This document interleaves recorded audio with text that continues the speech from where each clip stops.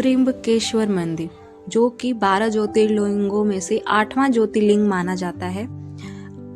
इस ज्योतिर्लिंग को बहुत ही महत्वपूर्ण ज्योतिर्लिंग माना जाता है। कहा जाता है इसमें 3 देवता रहते, 3 देवता रहते जिनको कि इन नामों से जाना जाता है। आइए जानते हैं इनकी पौराणिक कथा और जानते हैं इस ज्योतिर्लिंग में कौन कौन से भगवान विराजमान होते हैं। त्र्यंबकेश्वर ज्योतिर्लिंग, जो कि महाराष्ट्र के नासिक जिले में त्रयंब गांव में ब्रह्मागिरी पर्वत पर स्थित है।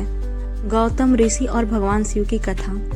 बहुत समय पहले गौतम ऋषि अपनी पत्नी अहिल्या के साथ ब्रह्मागिरी पर्वत तपस्या करते थे। गौतम ऋषि के आश्रम में बहुत से साधु संत भोजन करने आते थे। यह देखकर इंद्र घबरा गए कि गौतम का पुण्य उनसे ज्यादा हो जाएगा।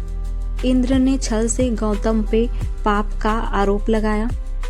इंद्र ने छल से गौतम के खेत में एक गाय भेज दिया। गौतम ऋषि जब उसे हटाने गए तो गाय मर गई और गौतम ऋषि पे गौ हत्या का दोष लग गया। गौतम ऋषि बहुत दुखी हुए और शिव की कठोर तपस्या की। भगवान शिव और गौतम ऋषि को वरदान दिया। शिव जी ने कहा, तुम्हारे आश्रम में स्वयं गंगा प्रकट होंगी और तुम्हारा दोष मिट जाएगा।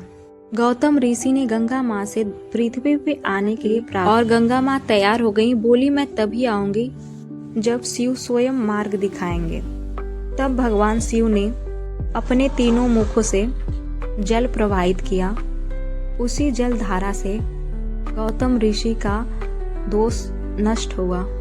यही जल धारा बाद में गोदावरी नदी के रूप में अवतरित हुई। इसी स्थान पे भगवान शिव 3 मुखी अवतार में प्रकट हुए, जिसे त्रिमुखी ज्योतिर्लिंग कहा गया।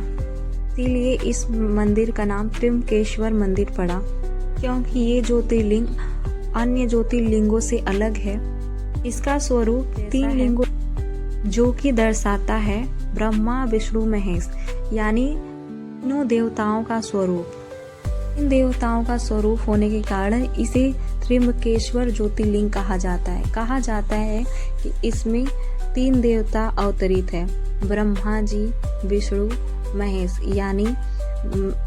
यानी शिव जी। इसका एक और चमत्कार है, क्योंकि ज्योतिर्लिंग ऊपर उभरा होता है, लेकिन ये ज्योतिर्लिंग अंदर की तरफ है। कहा जाता है कि इस ज्योतिर्लिंग में कभी जल सूखता नहीं है। ये एक चमत्कार माना जाता है।